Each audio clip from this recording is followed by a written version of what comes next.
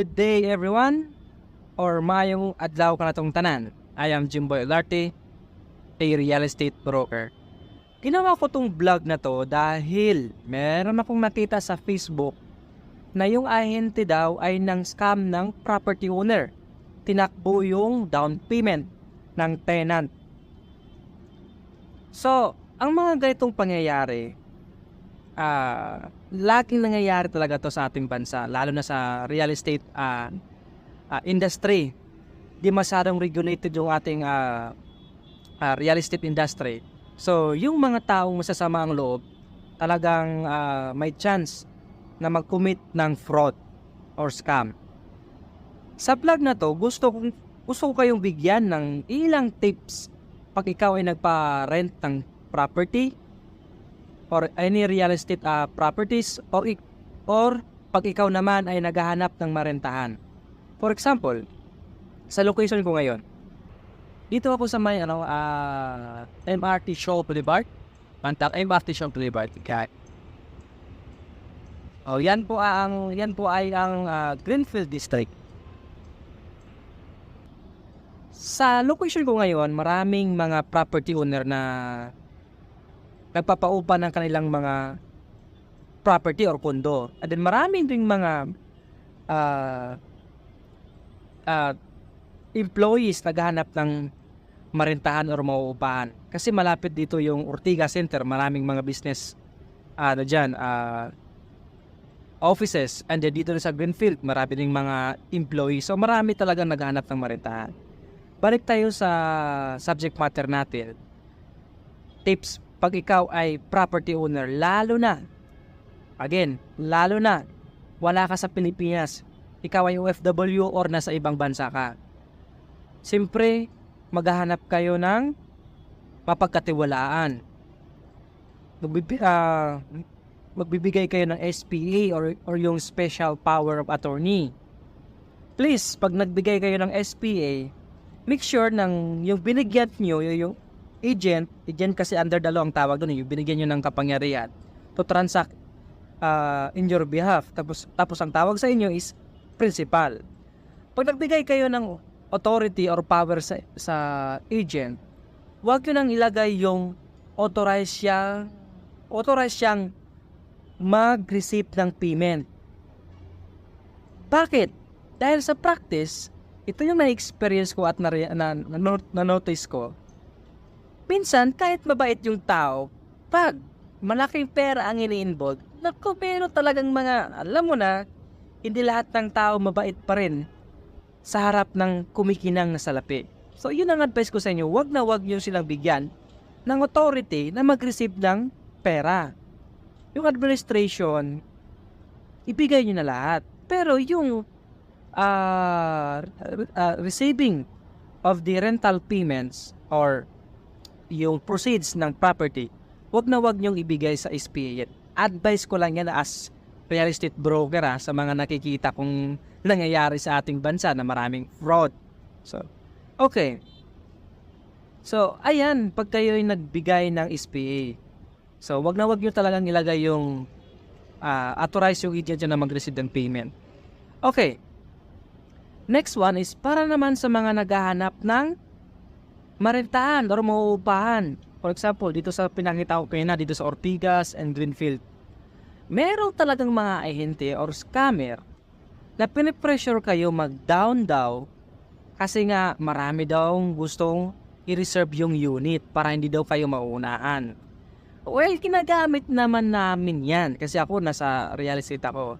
Para, alam mo na, is part of sales strategy ng But, again, I will inform you, wag kayong magbigay ng down payment, lalo na yung 1 month advance or 2 months deposit. Kasi, pag nagbigay kayo ng walang kontrata, talagang meron kayong problema.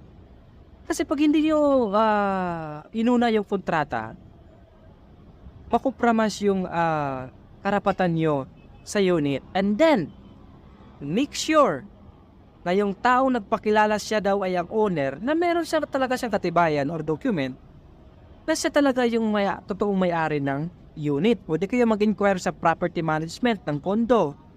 Na siya talaga yung tama yung taong katransaksyon na siya talaga yung may-ari ng kondo or yung unit.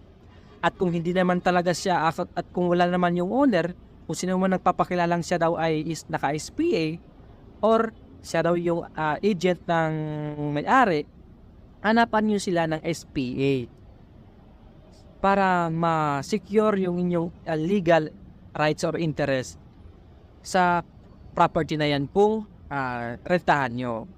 So again, huwag agad basta-basta magbigay ng down payment or yung natawag nating 2 months deposit. Usually kasi 2 months deposit or security deposit and 1 month advance.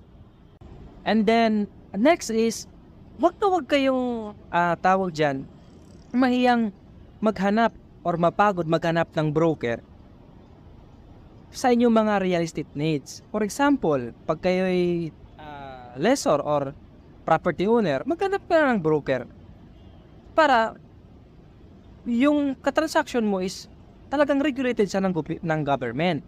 For example, ako, pag ako'y nagloko, madali akong mahuli ng batas or mahabol ng batas. Kasi lahat ng fingerprint ko nasa PRC, pwede yung yun doon, kung meron mangyayaring fraud, regulated din ako ng Department of Human Settlement and Urban Development, yung DSOT, yung dating SLRB. So sa madaling salita, pag ang katransaction nyo ay ang real estate professionals or real estate broker or salesperson na license, mas secure yung transaction. So hindi naman guarantee yan, pero pag nagloko itong real estate professional o real estate broker, madali mo siyang hanapin. Kasi may lisensya siya or regulated siya ng government. So ayan, una na tips is sa mga property owner, pag nagbigay kayo ng SPA, huwag nyo nang ilagay doon sa SPA yung agent nyo ay authorized mag-receive ng payment. Mabilis na naman ngayon yung transaction so when it comes to payment, pwede GCash, Paymaya, bank transfer. Okay. Pangalawa, pag ikaw naman ay naghahanap ng mga rentahan or mauupahan, contract first, a signature first in the contract before payment. Kasi pag nagbigay ka agad ng payment, wala pang contract, baka po ipa-block ka na ng kausap mo ahente, wala ka ng wala ka ng security sa iyong pera or sa iyong interest sa property. So again, contract first yung before payment or down payment. And pangatlo is yung real estate professional. So dapat makipag-transact kayo sa mga licensed real estate broker or salesperson dahil regulated sila ng government. Pag sila ay nag-commit ng fraud or scam, madali lang silang hanapin. Okay? So, ayan, kailangan na malalaman yung mga ilang tips pag kayo'y nagpa-rent ng property at naghahanap ng marentahan or maupahan. So, sana meron kayong konting natutunan sa aking vlog na to. Kung meron kayong tanong or concern sa real estate transactions, pwede nyo akong i-message. Willing naman po akong tumulong at magbigay ng opinion when it comes to legality sa real estate transactions such as due diligence,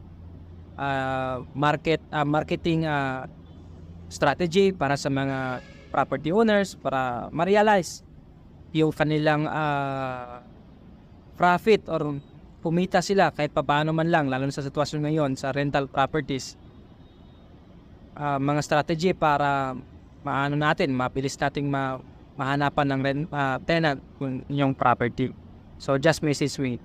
So sana sa na-scam ng ahente doon nakita ko sa Facebook, sana mabawi po nyo yung inyong na walang pera. Sana next time wag tayo basta-basta magtiwala sa isang tao kahit kilala pa natin. Kasi hindi lahat ng tao ay mabait pa rin sa harap ng kumikinang na salapi. So, God bless sa ating lahat. And dagang salamat kanatong tanan. Thank you.